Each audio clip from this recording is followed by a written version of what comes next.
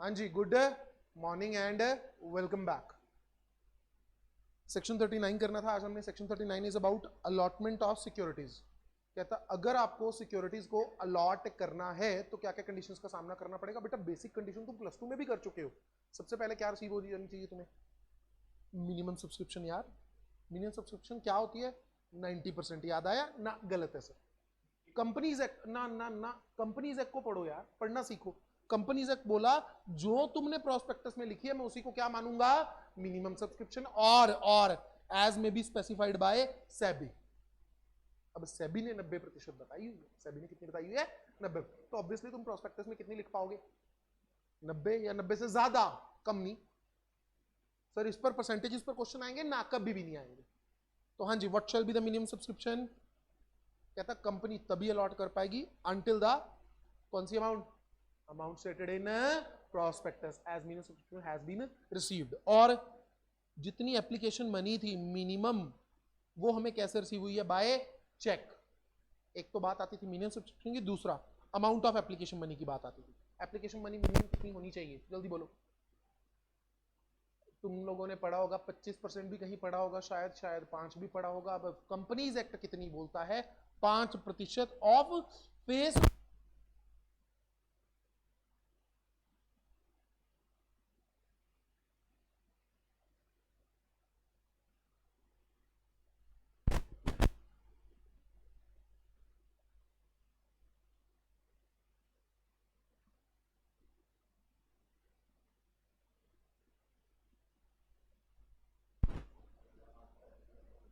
Sir sir sir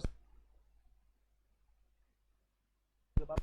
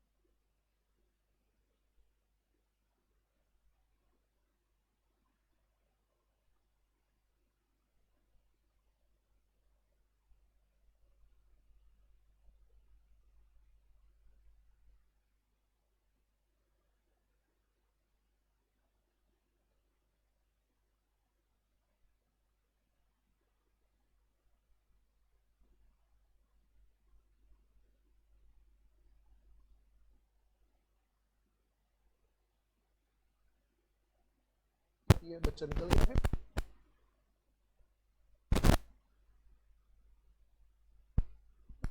हाँ कि ना?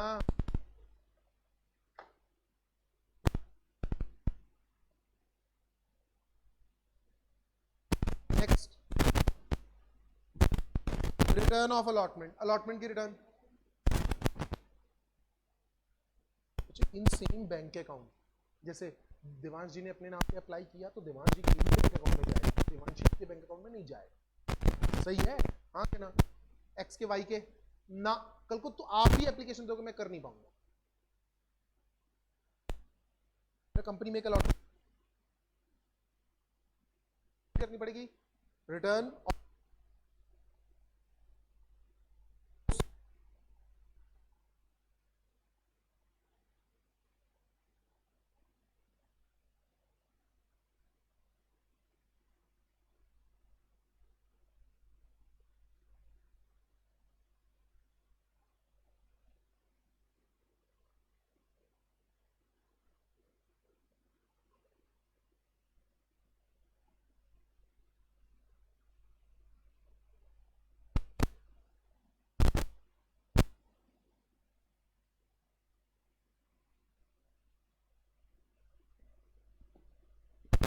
One one two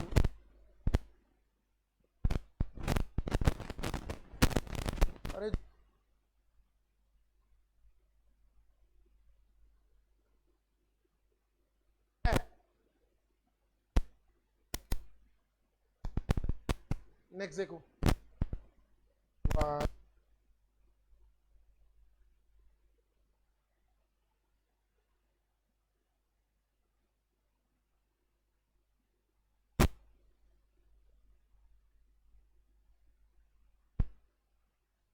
study material में से ये केस स्टडी आई हुई है, देखो अब इसको ना पढ़ना ध्यान से। पहली लाइन है सिर्फ इसकी important, after receiving 80% of minimum subscription as stated in prospectus. हाँ जी, कितनी मिनिमम सब्सक्रिप्शन ली मैंने, कितनी लिखी थी प्रॉस्पेक्टस में, मैं कितने पे शेयर अलॉट कर दूंगा, गलत। After receiving 80% of minimum specified in prospectus, बस। प्रॉस्पेक्टस में मैंने लिखा प्रॉस्पेक्टस में 100% रिसीव करूंगा, मैंने कितनी रिसीव की 80, मैंने प्रॉस्पेक्टस में लिखा था मैं 90 रिसीव करूंगा, मैंने कितनी रिसीव करी 72, सॉरी 64, 80 नहीं ठीक है 72, समझ पा रहे हो। मैंने प्रॉस्पेक्टस में लिखा था मैं 50% मनी रिसीव करूंगा, मैंने कितनी करी 15 to 80 40%, जितनी प्रॉस्पेक्टस में लिखी थी, तो उसको परसेंटेज से कोई लेना देना नहीं है। बच्चा यही नहीं समझ पाता पहली लाइन, बस बाकी हो जाएगा। क्या कंपनी अलॉटमेंट कर सकती है बेटा, जल्दी बोलो यस और नो। की है तो क्या है वो, वॉइड है, 15 दिन में पैसा वापस करना पड़ेगा, और साथ में क्या देना पड़ेगा, इंटरेस्ट। किस रेट पर, 12% पर एनम, 15% पर एनम। अब देखो अगला केस, कंपनी मिनिमम अमाउंट से कैसे डील करती है, एप्लीकेशन मनी से कैसे डील करती है, खेल चुके। इसके बाद sir amount stated in has been subscribed, this application money की बातें आई, ना किया तो इसको क्या कर देना, रिफंड। रूल 11 पेपर में पूछा जा चुका ना, स्टडी मटेरियल में, इसमें है स्टडी में, मतलब 11 के आने के चांसेस है, 12 की इतना इंपॉर्टेंट नहीं है। आ गया security to be dealt in stock exchange, सिर्फ एक पैराग्राफ इसका ढंग से पढ़ने वाला, बाकी कुछ भी नहीं है, पढ़ के बताने की कोशिश करना फटाफट फटाफट।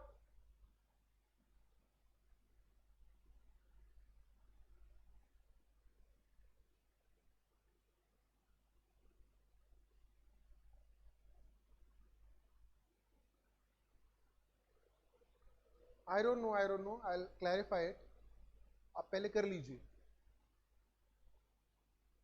खेलें।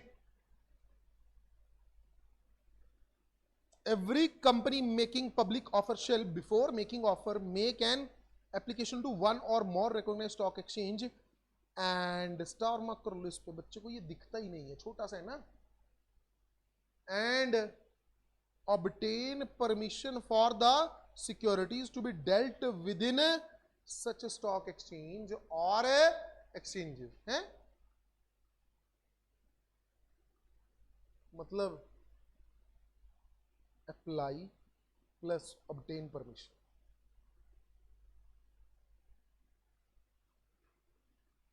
पहला, दूसरा, तीसरा ऑफर टू पब्लिक, ये कभी भी 2 नंबर पे नहीं आ सकता, बस खत्म। हाँ जी, एवरी कंपनी, वर्ड क्या लिखा है, making public offer shall, before offer करने से पहले एप्लीकेशन भी देनी और परमिशन भी लेनी है। पेपर में जो क्वेश्चन आ जाता है वो क्या आता है, एप्लीकेशन दे दी और परमिशन अभी मिली नहीं, और उसने क्या कर दिया, पब्लिक ऑफर। और फिर और कंफ्यूज करने के लिए कि बच्चा मान जाए, 3 स्टॉक एक्सचेंज में से अप्लाई किया था, 2 में परमिशन मिल गई, हाँ 3 के लिए अप्लाई किया, बाद में 2 में परमिशन मिल गई और मैंने अलॉटमेंट कर दी। बच्चा किस पे कंफ्यूज होता था कि हाँ मेरे को पता लग गया 3 में से किस में परमिशन मिली है, 2 में, तो ये वैलिड नहीं है, परमिशन सब में मिलनी चाहिए। बच्चा आंसर लिखाया, आंसर सही है, गलत है सर, ऑफर ही जो किया गया वो गलत था। ऑफर कब करना चाहिए था, जब सभी से परमिशन मिल चुकी है, उसका वैलिड नहीं। पढ़ लो, पब्लिक कंपनी पब्लिक इशू के लिए गई, अप्लाई किया किस चीज के लिए, लिस्टिंग के लिए, कितनी एक्सचेंज में, 3 में। पब्लिक कंपनी वेंट और for public issue had applied for listing, अभी अप्लाई किया, out of it only 2 had given permission for listing, can company proceed for lot, not at all. Clear है, बाकी चीजें इसमें जो बहुत आसान है, प्रोस्पेक्टस में डिस्क्लोज कर दो। क्या डिस्क्लोज करोगे बेटा? जिस स्टॉक एक्सचेंज में तुम्हारे शेयर बिकेंगे, स्टॉक एक्सचेंज की डिटेल डिस्क्लोज कर दो। पैसा सेपरेट बैंक अकाउंट में रखो। उस पैसे से सिर्फ क्या करोगे? एज यूजुअल अलॉटमेंट, पैसे को कहीं और यूज नहीं करोगे। जो सेपरेट बैंक अकाउंट में पैसा पड़ोगे, सेपरेट बैंक अकाउंट समझते हो कि नहीं? क्या हमारा एक करंट अकाउंट है ना? ना, एक अलग अकाउंट में पैसा रख दो। उसमें से जब तुम बैंक को अलॉटमेंट लेटर दोगे, बैंक तुम्हारे खाते में पैसे ट्रांसफर कर देगा करंट अकाउंट में। अगर तुमने अलॉटमेंट नहीं की तो बैंक उनका पैसा वापस कर देगा एप्लीकेंट के अकाउंट में। यानी उसमें से पैसा किसके लिए यूज होना चाहिए? सिर्फ अलॉटमेंट के लिए या फिर रिफंड के लिए, किसी और पर्पस के लिए यूज नहीं हो। वेवर, इस सेक्शन की कंडीशंस को आप वेव नहीं कर सकते, प्रोस्पेक्टस में कहीं और लिखकर, पनिशमेंट है, इंपॉर्टेंट नहीं है। चलिए खेलें।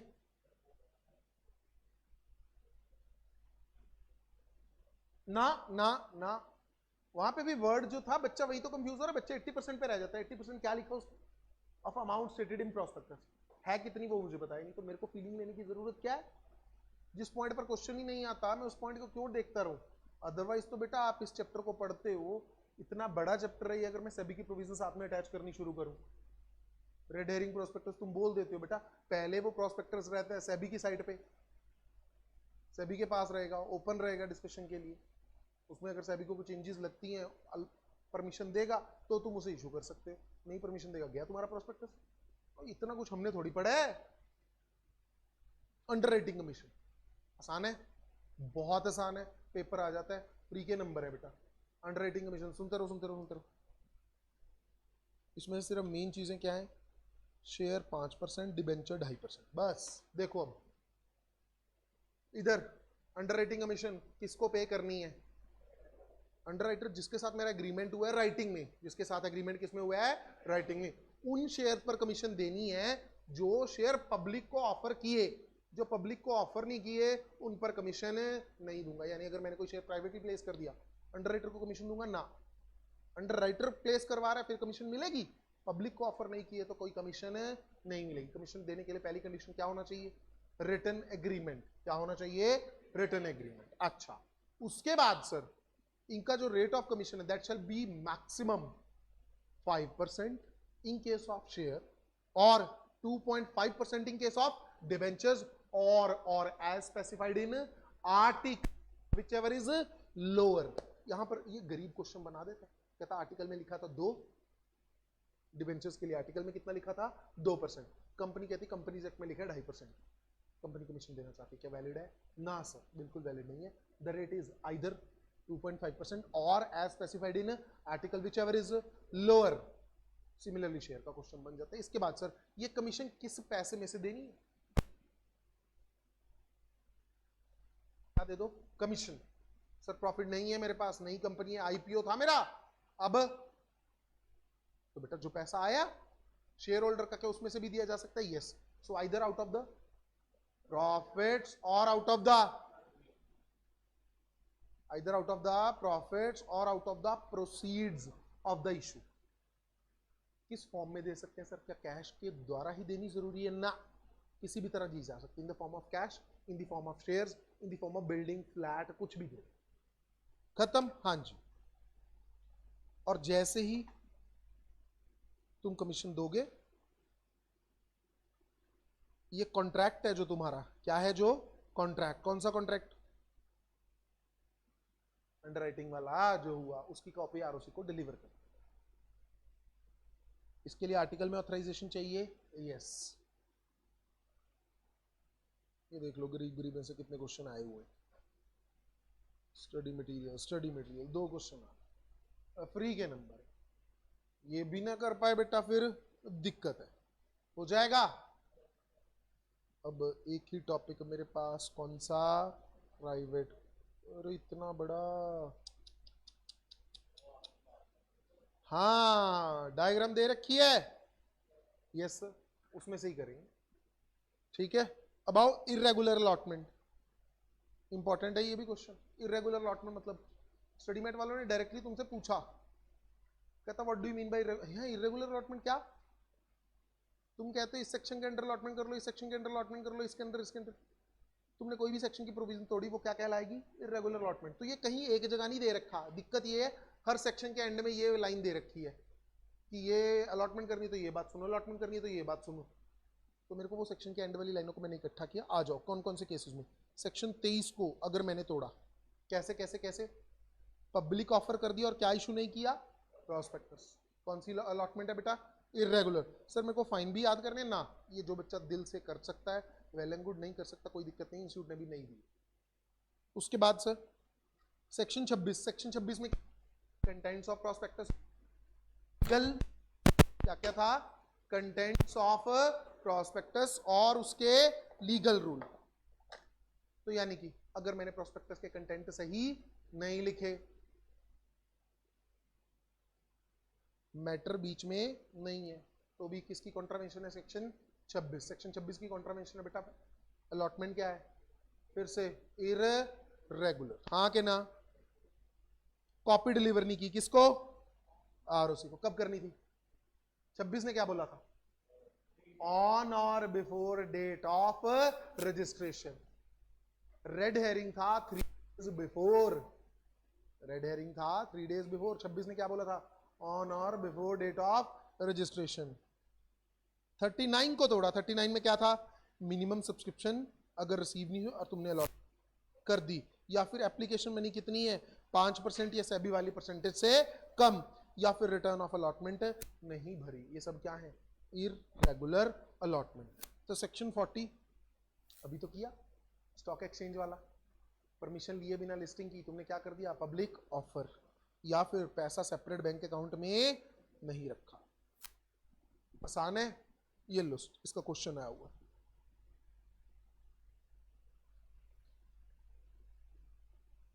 कौन कौन से सेक्शन पढ़े, शुरू हो जाओ। 23, 26, 39 एंड 40 हो जाएगा।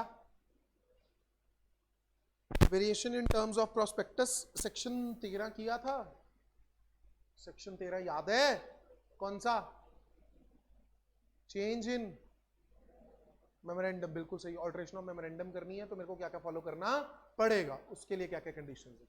उसमें हमने ऑब्जेक्ट क्लॉज को वेरी किया था, यस और नो, ये उसके जैसे ही है बेटा, सेल्फ रीड कर लेना। सेक्शन 27, अगर आपको प्रोस्पेक्टस की टर्म्स को वेरी करना है तो क्या करना पड़ेगा, फर्क है दोनों में।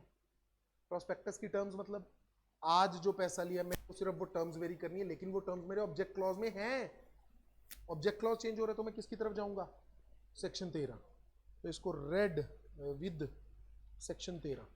सेक्शन 13 का स्कोप ब्रॉडर है, 27 का 13 का ब्रॉडर। 13 बात करते हैं किसकी, ऑब्जेक्ट की, बात कर रहे हैं प्रोस्पेक्टस की।